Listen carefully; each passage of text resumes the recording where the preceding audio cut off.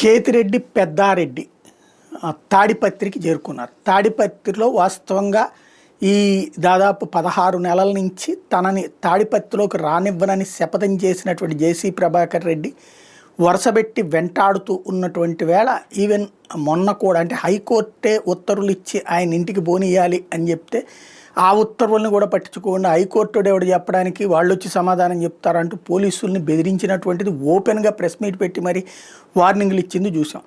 Contempt court కింద మళ్ళీ petition వేస్తే మళ్ళీ తీసుకువెళ్ళమని చెప్పడం, మళ్ళీ కావాలని చెప్పి అదే రోజున వేరే కార్యక్రమం పెట్టి కావాలని చెప్పి రానియకుండా చేయడం, ఇదంతా చూసాం.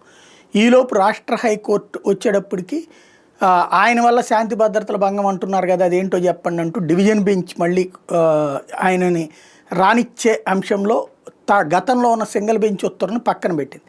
దాని మీద సుప్రీంకోర్టు అసలు ఆయన ఇంటికి వెళ్ళడానికి ఆపేటటువంటి హక్కు ఎవరిచ్చారు, అసలు ఇది ప్రజాస్వామ్యంలో ఇదెట్టా సాధ్యం అంటూ పోలీస్ బలగాలకు డైరెక్ట్గా ఆర్డర్స్ ఇచ్చింది. ఖచ్చితంగా ఆయన ఇంటికి పోనీయాలి అని చెప్పేసి అవసరమైతే ఆ సిబ్బందికి అయ్యేటటువంటి ఖర్చు పెట్టుకోవటానికి సిద్ధమైన పెద్దారెడ్డి చెప్పడంతో పెట్టుకోమని చెప్పింది. ఎంత ఖర్చో మేము చెప్తాము, అది మీరు ఇచ్చేటట్టయితే మేము మీ ఇంటి దగ్గరికి చేరుస్తామని చెప్పి పోలీసులు లేఖ రాశారు.